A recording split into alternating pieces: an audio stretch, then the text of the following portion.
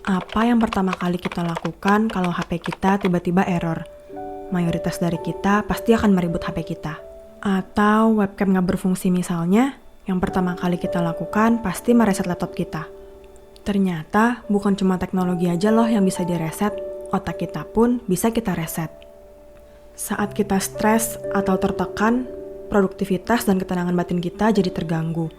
Contohnya, ini juga yang menjadi salah satu masalah besar yang sering banget kita hadapi, yaitu ketidakpastian. Ketidakpastian saat menunggu hasil SBMPTN, ketidakpastian saat menunggu hasil sidang akhir, ketidakpastian saat menunggu panggilan kerja setelah wawancara, dan ketidakpastian tentang masa depan. Akibatnya, kita jadi merasa takut, gelisah, terbebani, dan sebagainya. Padahal kita tahu, mau dipikirkan sampai gajah bisa terbang pun, gak akan ada yang bisa jawab masa depan kita itu bakal kayak gimana. Jangankan masa depan, sekarang aja kita lagi nonton video ini, kita gak tahu apa yang bakal terjadi sedetik berikutnya. Daripada memikirkan hal-hal yang malah membuat kita pusing, istilahnya kayak kucing yang ngejar ekornya sendiri, muter-muter aja di situ, lebih baik kita coba untuk mereset otak kita. Iya betul, otak kita itu diprogram sama seperti Instagram atau Facebook. Apa yang sering kita lihat, itu yang bakal muncul di Explore Instagram atau di beranda Facebook kita. Kalau kita sering nonton video kucing, ya bakal ada banyak rekomendasi video kucing yang muncul. Atau kalau kita lebih suka nonton video yang dalam tanda kutip satisfying, seperti mencabut komedo, mencampur beberapa warna cat, dan sebagainya, otomatis video sejenis itu juga yang bakal muncul.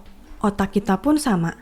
Kalau kita fokus dengan hal-hal yang buruk seperti kekhawatiran, ketakutan, kecemasan, otomatis kita lupa kalau ternyata masih ada banyak banget hal-hal positif di sekeliling kita. Misalnya, kemungkinan-kemungkinan lain, hal-hal yang seharusnya kita syukuri, dan kesempatan-kesempatan yang sebenarnya ada buat kita ambil.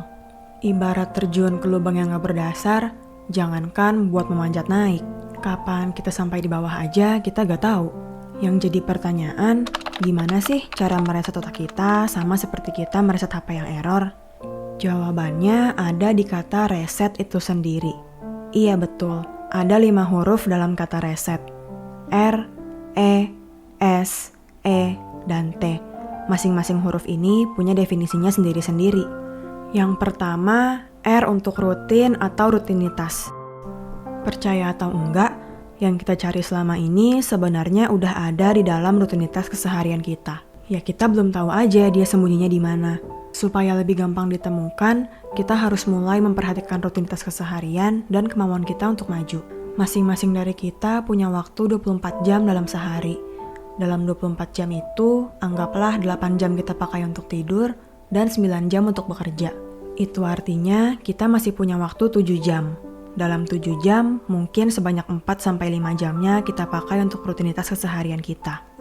Seperti pulang pergi kantor, rutinitas sebelum tidur, mandi, atau mungkin yang punya skincare rutin pasti melakukan itu juga.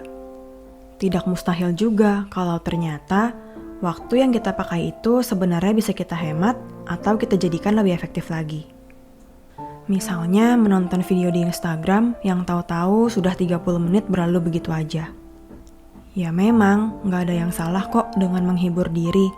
Tapi kalau kita bisa mengalokasikan 0,5 atau bahkan 0,1% dari waktu kita supaya lebih efektif, kenapa enggak? Contohnya 30 menit yang biasa kita pakai malas-malasan, mungkin bisa kita pakai untuk bersih-bersih kamar. Suasana ruangan yang baru dan lebih rapih ternyata juga berpengaruh terhadap kinerja otak dan pikiran kita loh. Atau mungkin menulis jurnal juga bermanfaat untuk membantu kita memproses apa yang sedang terjadi dan untuk meluapkan emosi. Kalau kita mengefektifkan 30 menit per hari, dalam setahun kita sudah mengefektifkan 130 jam untuk hal-hal yang produktif dan berguna bagi kita. Oh iya, perhitungan 130 jam ini nggak termasuk akhir pekan loh ya.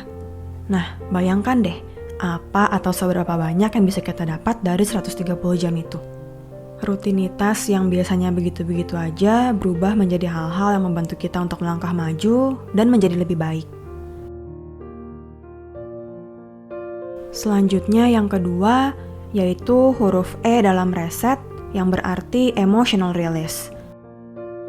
Atau dalam bahasa Indonesianya meluapkan emosi. Sebelumnya, perlu kita pahami lagi nih, kalau emosi itu bukan cuma rasa marah, kesal, atau jengkel aja ya. Perasaan semangat, senang, sedih, kecewa, dan yang lainnya juga termasuk emosi. Yang paling penting adalah supaya kita menerima dan menghargai setiap emosi atau perasaan yang kita rasakan. Jangan ditolak, jangan ditahan, dan jangan dilawan.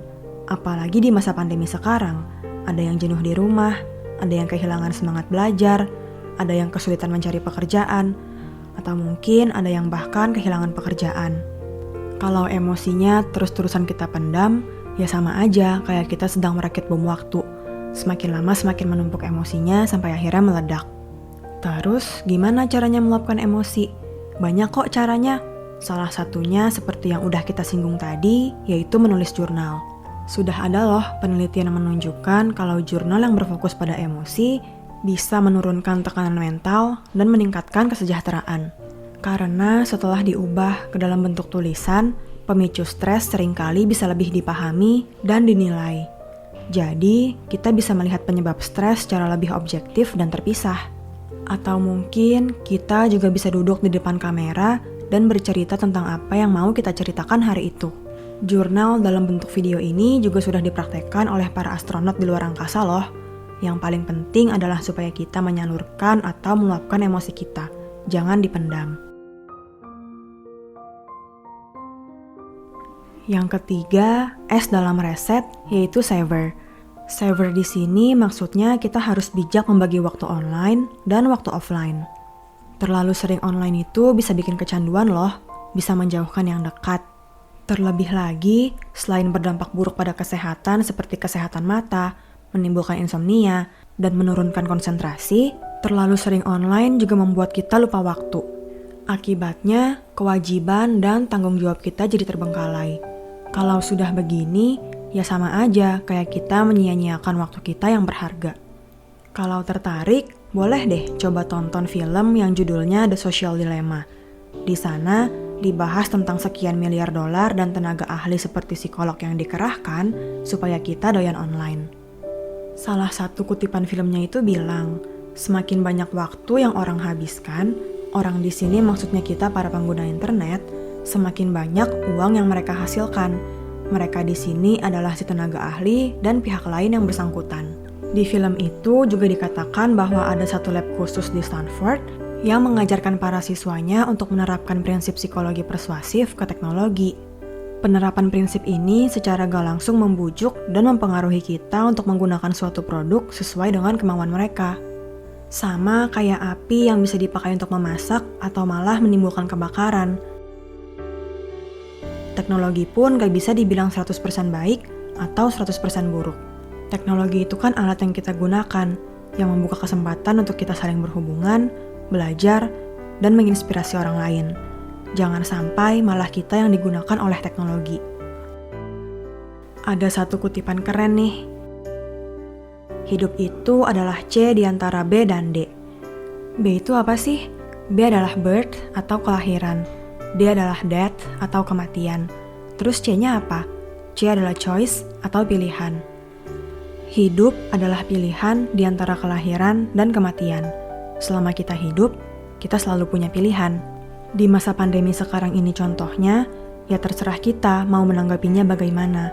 Sebagai masa sulit yang membuat kita pesimis kah? Atau malah sebagai masa sulit yang membuat kita banyak merenung, berpikir, dan membuat kita menjadi orang yang lebih baik lagi. Keputusannya ada di tangan kita masing-masing.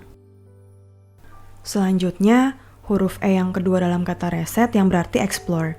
Kalau dalam bahasa Indonesianya, menjelajah atau bereksplorasi. Kita perlu mengembangkan rasa penasaran, rasa ingin tahu, dan rasa syukur kita. Ada yang sadar gak sih? Kalau kita sedang penasaran atau bersyukur, ketakutan dalam diri kita itu seolah-olah berkurang. Contohnya tokoh-tokoh dalam film horor.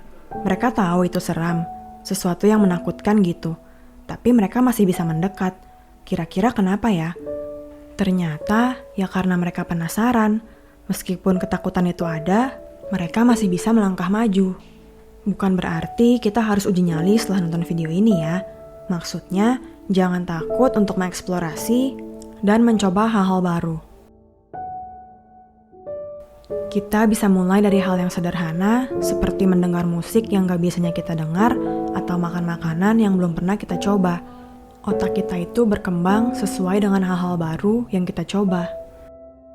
Lalu, sampailah kita pada huruf terakhir dalam reset, yaitu T atau think, berpikir. Kalau kita bicara soal penyesalan, pasti kaitannya adalah dengan masa lalu. Nyesel nih waktu itu berhenti di tengah jalan. Nyesel nih waktu itu gak ngelakuin ini itu karena takut dikomentarin orang. Atau mungkin ada juga yang menyesali pekerjaannya sekarang karena sebenarnya itu kemauan orang tua, bukan kemauan diri sendiri. Tapi ada peribahasa yang bilang, waktu yang paling tepat untuk menanam pohon adalah 20 tahun yang lalu.